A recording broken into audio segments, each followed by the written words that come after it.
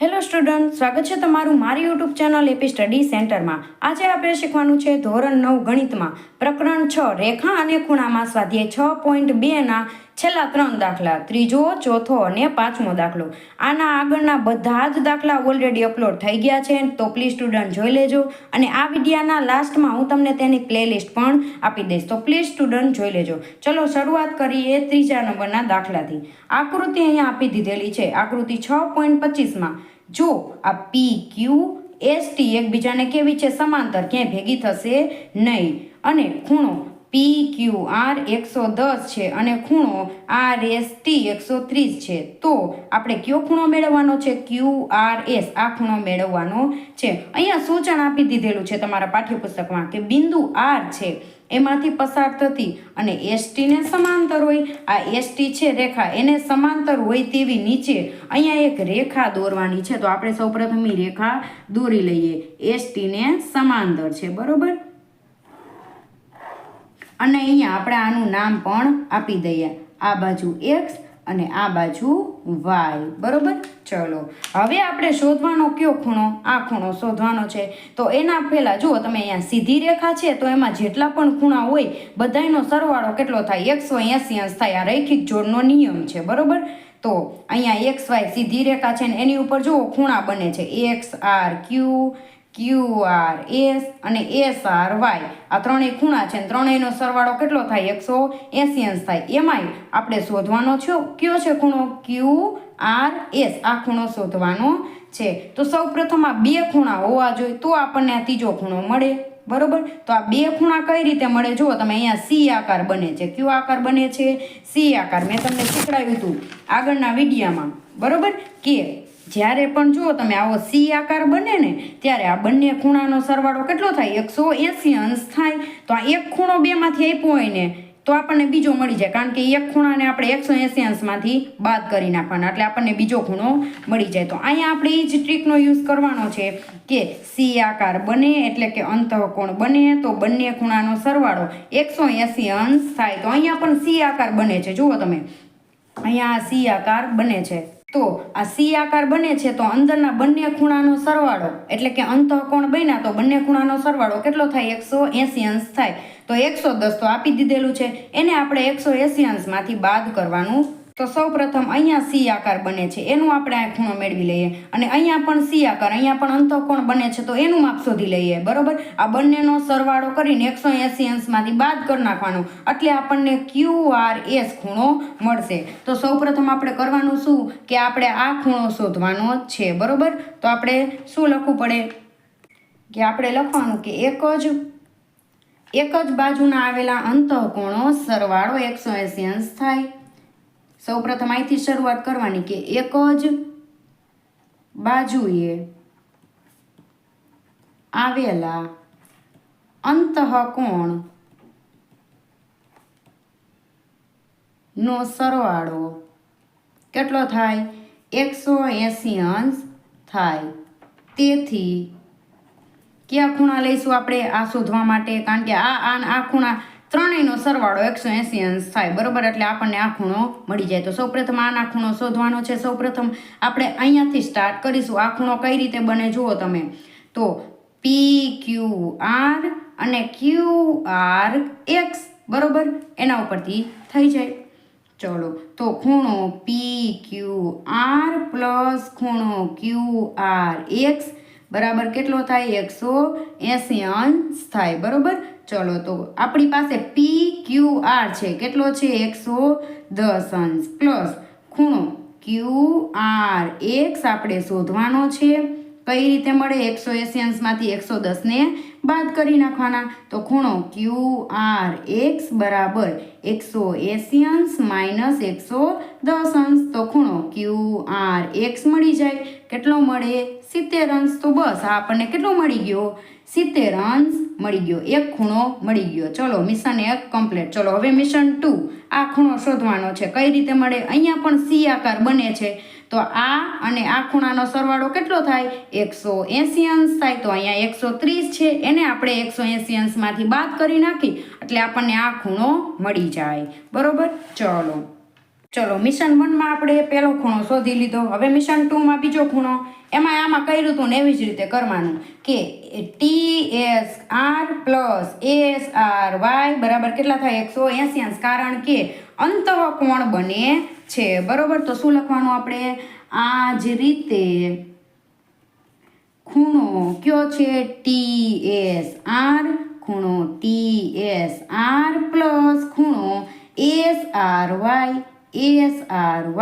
કેટલા થાય છે? 180 અંશ. કૌંસમાં લખવાનું કે શું બને છે? C આકાર, એટલે કે અંતઃકોણની જોડ બને છે, એટલા માટે પૂરક કોણ, એટલે 180 અંશ થાય. હવે TSR આપણી પાસે છે 130 અંશ પ્લસ ખૂણો SRY બરાબર 180 અંશ, તો આપણને આ ખૂણો મળી જશે. ચલો, તો ખૂણો SRY બરાબર 180 અંશમાંથી 130 અંશ આપણે બાદ કરવાના, તો ખૂણો SRY બરાબર કેટલો મળી જાય આપણને? 50 અંશ મળી જાય. તો આપણે અહીં લખી નાખી કે આ 50 અંશ છે.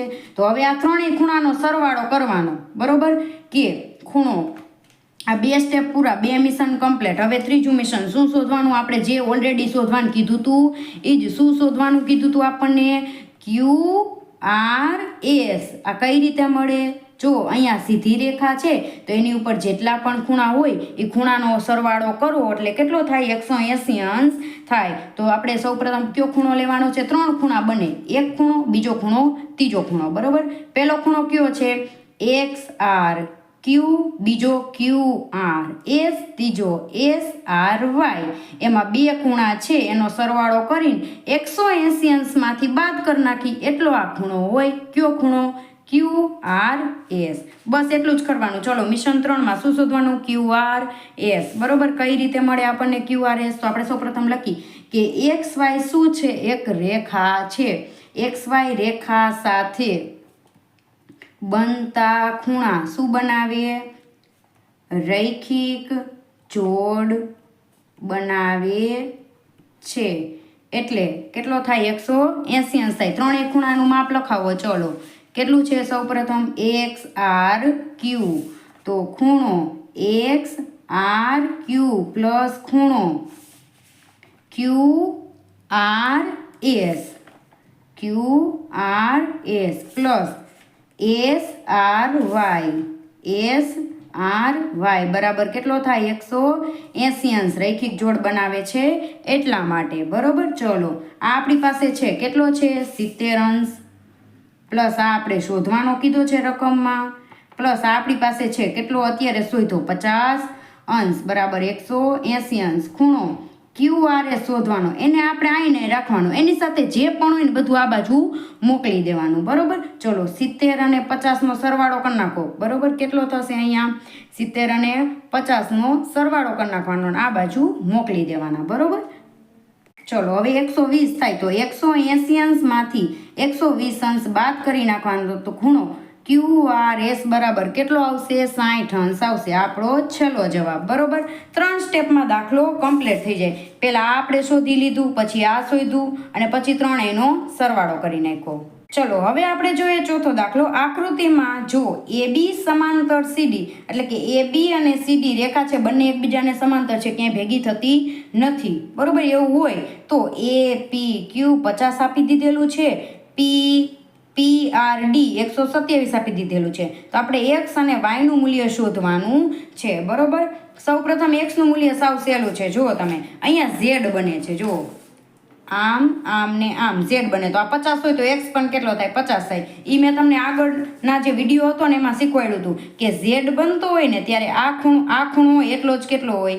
આ હોય. આ કેટલો છે? 50 આપ્યો છે, તો આ પણ કેટલો હોય? 50 હોય. જો આવું Z નો નિયમ તમે લગાડો, આ Z બન્યો, આ 50 છે તો આ પણ કેટલો હોય? 50 હોય. બરોબર, ચલો તો આપણે શું લખવાનું? સૌપ્રથમ આકૃતિ પરથી શું લખવાનું? આકૃતિ પરથી શું બને છે? યુગ્મ કોણ બને છે. કેમ બને છે? તો ખૂણો કયો ખૂણો? જો APQ, ખૂણો APQ બરાબર કયો ખૂણો થાય? PQR, ખૂણો PQR થાય. બરોબર, તો ખૂણો APQ કેટલો છે? 50 અંશ છે. કયો ખૂણો? APQ 50 અંશ છે. માટે ખૂણો PQR એટલે કે x હતો કેટલો થાય?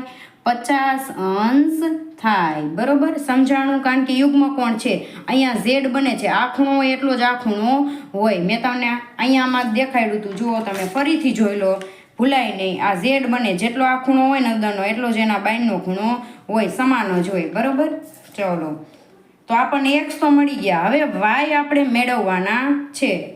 તો વાયમાં પણ આ યુગ્મ કોણની જો લાગુ પડે છે. અહીંયા પણ z બને છે. જુઓ તમે વાય, આપણે વાય મેળવવાના છે ને, તો સૌપ્રથમ આ જુઓ, આ z બને. તો આ 127 હોય તો આ આખો કેટલો થાય? 127 થાય. બરોબર, તો એવી રીતે આપણે મેળવવાના. ચલો, તો શું બને છે? કયો ખૂણો? APR અને PRD યુગ્મ કોણ બને છે? તો ખૂણો APR અને ખૂણો PRD યુગ્મ કોણની જોડ છે. બરોબર, તો આ PRD 127 હોય આખો, તો APR આખો કેટલો થાય? 127 થાય. એના ઉપરથી આપણને y મળશે. બરોબર, તો માટે APR આખો કેટલો થાય? 127 અંશ થાય. બરોબર, આખો આપણને કેટલો મળ્યો? લખી જ નાખી. આખો આપણને કેટલો મળ્યો? આખો 127 અંશ. તો આખો બન્યો કઈ રીતે? આ બે ખૂણાથી બન્યો.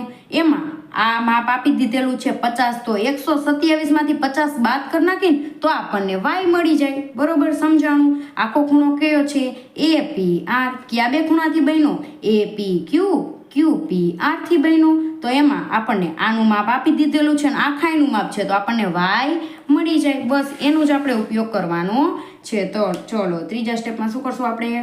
કે ખૂણો APR આખો કેનાથી બન્યો? કયા બે ખૂણાથી? ખૂણો APQ પ્લસ ખૂણો QP. જો APQ અને QPR થી બન્યો. QPR થી બન્યો. ચલો, આ આખો છે 127. બરોબર, APQ છે 50. તો આપણને ખૂણો y એટલે કે જુઓ તમે, QPR ની બદલે આપણે y લખવાનો, તો ખૂણો y શોધવાનો છે. તો y આપણે શોધવાનો, એને અહીંયા રાખવાનો, ડગાવવાનો નથી. 50 ને આ બાજુ લઈ જાઓ તો આ બાજુ 127 અંશ તો હતા જ, 50 પ્લસ હતા, આ બાજુ આવે તો માઇનસ થઈ જાય. બરોબર, તો આપણને y ખૂણો મળી જાય. કેટલો આવશે? 77 અંશ આવશે. જુઓ તમે, તમારે રફમાં કરવાની બાદબાકી. 127 માંથી 50 બાદ કરવાના. અહીંયા 10, અહીંયા 0, અહીંયા 12. બરોબર, 7 ને 5 12, કેટલા આવ્યા? 77 અંશ આવી ગયા. બરોબર, તો y કેટલો મળ્યો? 77. હવે તમે જોઈ શકો, ચકાસી શકો કે મારો જવાબ સાચો છે કે નહીં. આ બેનો સરવાળો કરો, 77 ને 50 નો કેટલો આવે? 127 આવે. તો આપણો જવાબ સાચો છે. ચલો, આવી જ રીતે આ ચોથો દાખલો તમારે ગણવાનો. જો તમારે SS લેવો હોય તો તમે લઈ લ્યો અહીંયાથી. બરોબર, આવી રીતે દાખલો તમારે ગણવાનો છે. ચલો, હવે આપણે જોઈએ પાંચમો દાખલો. આ સાવ ઇઝી જ છે. આકૃતિમાં દર્શાવ્યું છે કે PQ અને RS બે અરીસા છે અને બે એકબીજાને સમાંતર ગોઠવેલા છે, એટલે સામસામે ગોઠવેલા છે. તો અહીંયાથી આપણે લાઇટ કરી એટલે કે કોઈ આપાત કિરણ કરી, બરોબર, તો એ ભટકાઈને શું થાય? પરાવર્તન પામે. ભટકાઈને પાછું આવે અને પરાવર્તન પામ્યું કહેવાય. તો AB શું છે? આપાત કોણ છે. બરોબર, એ PQ ઉપર આ B બિંદુએ શું થાય? અથડાય છે અને પાછું પરાવર્તન પામે છે. એ પરાવર્તન પામતું કિરણ એ પાછું બીજો અરીસો સામે રાખેલો છે ને, અહીંયા અથડાય છે અને ફરી પાછું બીજી વાર પરાવર્તન પામે છે. તો આપણે એવું સાબિત કરવાનું છે કે આ AB એટલે આપાત કિરણ ને બીજી વાર પરાવર્તન પામેલું CD કિરણ બંને એકબીજાને કેવા છે? સમાંતર છે. આપણે એવું સાબિત કરવાનું. હવે જુઓ, આ બે સમાંતર હોય ને તો એના લંબ કેવા હશે? એના ખૂણા સાથે દોરેલા આ લંબ હોય ને એકબીજાને સમાંતર હોય. બરોબર, એના ઉપરથી આપણે શું સાબિત કરવાનું છે? એ બી અને સી ડી એકબીજાને સમાંતર છે. તો સૌ પ્રથમ કરવાનું શું ખબર છે કે આ એ બી સી અને બી સી ડી ખૂણા છે એ એકબીજાને સમાન થાય એવું સાબિત કરવાનું. જો બંને ખૂણા એકબીજાને સમાન થાય તો આ બે કેવી કહેવાય? સમાંતર રેખા કહેવાય. બરોબર, કારણ કે જુઓ આ બે સમાંતર રેખા છે ને, આ રેખા એ બી અને આ રેખા સી ડી, જો આ બી સી એને છેદે છે. બરોબર, અહીંથી એક શું નીકળે છે? છેદિકા નીકળે છે. બરોબર, આને આપણે આમ લંબાવી તો આ એની શું થઈ? છેદિકા થઈ. આ બે સમાંતર શું છે? કિરણ છે. બરોબર, સમાંતર રેખા છે, એને આ છેદિકા છેદે છે. તો આવું બની ગયું. તો અહીંયા શું બન્યું જુઓ તમે? ઝેડ બન્યું. જો આ બે ખૂણા સમાન હોય તો આ શું બને? એ બી અને સી ડી એકબીજાની કેવી બને? સમાંતર રેખા બને. બસ, તો આપણે આ ખૂણા સાબિત કરવાના છે. આને કહેવાય યુગ્મ કોણ. બરોબર, શું કહેવાય? યુગ્મ કોણ. આ ખૂણા સાબિત આપણે કરવાના છે. બરોબર, જો આ ખૂણા એ બી સી અને બી સી ડી આ સાબિત થઈ જાય તો ઓટોમેટિક ખબર પડી જાય કે આ રેખા અને આ રેખા એકબીજાને સમાંતર છે. તો સૌ પ્રથમ તમારે અહીંયા લંબ દોરવાનો. આકૃતિમાં આપણને લંબ આપી દીધેલો નથી. બરોબર, તો સૌ પ્રથમ બી ઈ અને સી બિંદુથી એફ, તો સી એફ દોરવાનું છે. એટલે આ પી ક્યુ ઉપર બીઈ લંબ થાય અને આર એસ ઉપર સીએફ લંબ થાય. તો આ બંને રેખા એકબીજાને સમાંતર હોય તો એના લંબ, એના ઉપર જે લંબ દોર્યા હોય એ પણ એકબીજાને સમાંતર હોય. આ લંબ કેના માટે દોર્યા? કારણ કે આપણે ખૂણાની જરૂર છે, ખૂણાને સાબિત કરવાના છે, ખૂણા સમાન છે. બરોબર, એટલા માટે. ચલો, હવે લંબ દોરી નાખ્યા. બરોબર, હવે શું કરવાનું? જેટલો આપાત કોણ હોય ને એટલો જ પરાવર્તન કોણ હોય. હંમેશા જેટલો આપાત કોણ હોય એટલો શું હોય? પરાવર્તન કોણ હોય. તો આપણે એવું લખી શકીએ કે ખૂણો 1 બરાબર શું થાય? ખૂણો 2. જેમ કે આ ત્રિસંશનો હોય તો આ કેટલાનો હોય? ત્રિસંશનો. તો આપણે શું લખવાનું? જેટલો આપાત કોણ હોય એટલો જ પરાવર્તન કોણ હોય. તો જેટલો 1 ખૂણો હોય એટલો જ 2 હોય, જેટલો 3 હોય એટલો જ 4 હોય. તો આકૃતિ ઉપરથી આપણે જુઓ યુગ્મ કોણની જોડ બનાવીએ. આ ઝેડ બને, જુઓ તમે, લંબથી. બરોબર, તો આ જેટલો 2 ખૂણો હોય એટલો જ શું હોય? 3 હોય. તો જેટલો બીજો ખૂણો હોય એટલો જ ત્રીજો ખૂણો હોય. બરોબર, કારણ કે યુગ્મ કોણ થાય છે. આપણે ખૂણા હંમેશા સાબિત કરવાના છે. બરોબર, ચલો, તો હવે જુઓ તમે, ખૂણો 2 છે એ ત્રિસંશનો હોય. હવે આખો ખૂણો માર જોતો હોય તો આ ત્રિસંશનું શું કરવું પડે? બમણું કરવું પડે. એટલે આપણને આખો ખૂણો મળે. બરોબર, તો આનું શું કરી નાખશું? બમણું કરી નાખશું. તો ખૂણા 2નું બમણું, ખૂણા 3નું બમણું. એટલે ખૂણો 2 પ્લસ ખૂણો 2 થાય. અહીંયા ખૂણો 3 પ્લસ ખૂણો 3 થાય છે. બરોબર, હવે જુઓ, ખૂણો 2 બરાબર આપણે શું લખી શકીએ? ખૂણો 1, આનું તો આમ નામ રાખવાનું. ખૂણા 3નું ખૂણા 3. ખૂણો 3 બરાબર શું લખી શકીએ? ખૂણો 4 થાય. તો થઈ ગયું ને સાબિત. જુઓ તમે અહીંયા ખૂણો 1 અને 2 એના બરાબર શું થાય? ખૂણો 3 અને 4. જુઓ તમે અહીંયા ખૂણો 1 અને ખૂણો 2 એના બરાબર શું થાય? ખૂણો 3 અને 4. એનો મતલબ એવો કે આ એ બી સી એના બરાબર કયો થયો ખૂણો? બી સી અને ડી થયો. બરોબર, જો 1 અને 2 એના બરાબર જો 3 ને 4 થતું હોય તો એ બી સી બરાબર શું થાય? કયો ખૂણો થાય? બી સી ડી થાય. બરોબર, અંતઃયુગ્મ કોણ, ખૂણા સમાન થઈ ગયા. એના માટે, એટલા માટે જ આ એ બી અને સી ડી રેખા એકબીજાને કેવી થાય? સમાંતર થાય. તમારે આવી રીતે લખવાનું. ખૂણા સમાન થઈ ગયા. બરોબર, અંદરના અંતઃયુગ્મ કોણ સમાન થઈ ગયા. એટલા માટે આ એબીસી અને બીસીડી પણ સમાન થઈ ગયા. ઈ બે સમાન થઈ ગયા. બરોબર, તો રેખા એબી અને સીડીની છેદિકા બીસી બને છે અને અંતઃયુગ્મ કોણ બને છે. આથી એબી બરાબર સીડી થાય. બસ આવી રીતે તમારે દાખલો ગણવાનો.